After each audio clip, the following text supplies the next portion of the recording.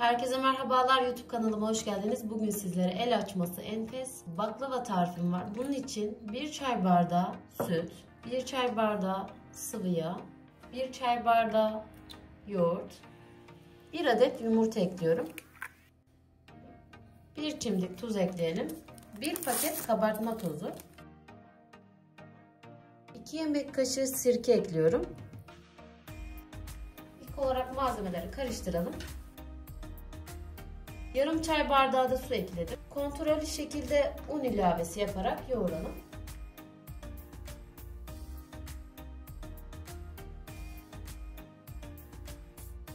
Hamuru tam 10 dakika boyunca güzelce yoğurdum. Hamur özleşti. Hamurumuz hazır.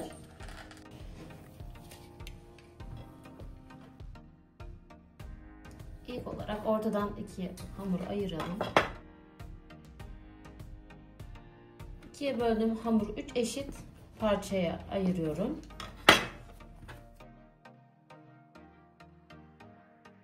Minik minik bezeler oluşturalım. 10 eşit beze oluşturuyorum her bir parçasından. Bezeleri alacağım yere hafif unluyorum yapışmaması için. Tüm hamur bitene kadar bu işleme devam edelim.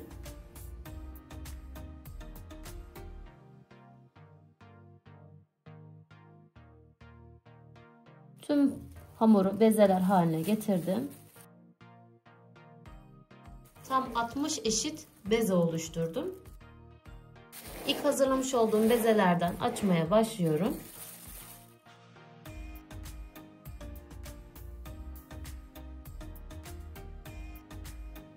Bezeleri beşerli şekilde açacağım. Bu aşamada buğday nişastası kullanalım mutlaka. Bezeleri beşerli şekilde açıyorum. Aralarına bol şekilde nişasta ekleyelim. Tüm bezeleri aynı şekilde açalım. Hafif unluyorum. Üzerine poşetle kapatalım. Tüm bezeler bitene kadar bu işleme devam edelim. Beşli olacak şekilde bezeleri oluşturdum. İlk hazırlamış olduğum bezelerden açmaya başlıyorum. Merdane yardımıyla büyütüyorum. Merdane ile büyüttüğüm hamuru oklavayla büyütme işlemine devam ediyorum. Bir kenarından bu şekilde dikkatlice saralım. Elimizin ayasıyla hafif hafif bastırarak hamuru esnetelim. Büyütebildiğim kadar hamuru büyütüyorum.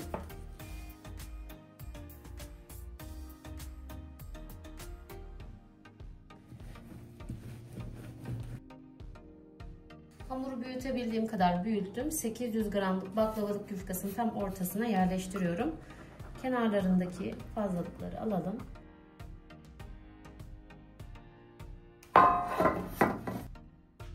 Tabanına hamurumuzu alalım.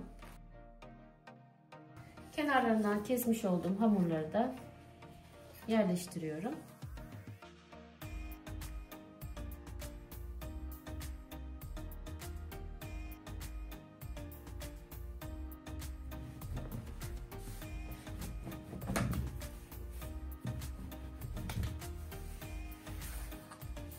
Hamuru ince şekilde açtım. Üzerine baklava yapacağım tepsiyi yine yerleştiriyorum. Kenarlarını bir bıçak yardımıyla alalım. İlk altısını hazırladım tepsimin tabanına. Bu aşamada tam ortasına bol bir şekilde ceviz ekleyelim. Cevizin üzerine bütün şekilde hamuru üzerine yerleştirelim.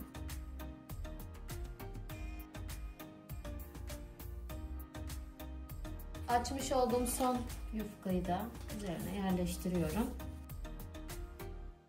Üzeri için 200 gram tereyağı, 1 çay bardağı sıvı yağını kızdırmadan eritelim. Baklavayı dilimlere ayırıyorum.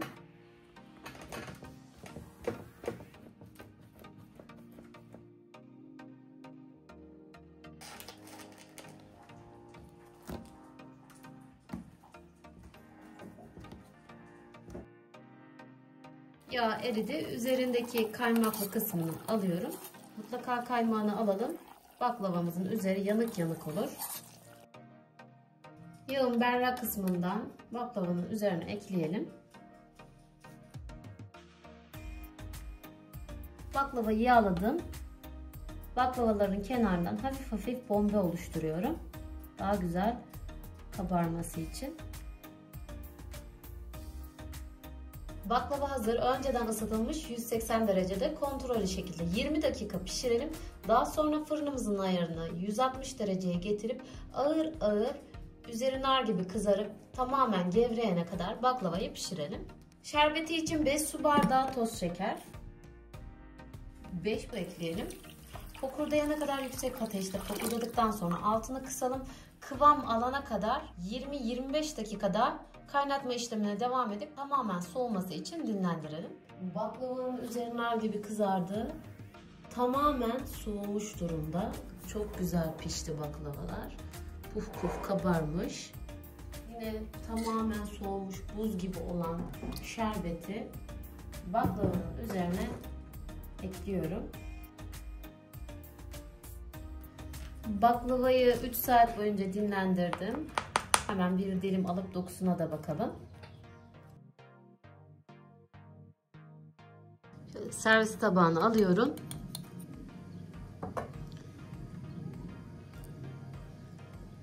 Aşırı lezzetli, muhteşem olmuş. Şöyle hemen dokusuna da bakalım.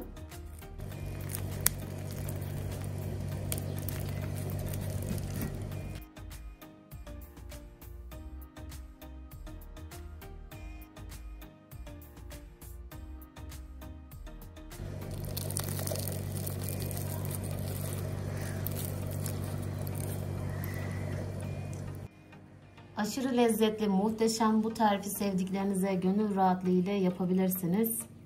Muhteşem olmuş.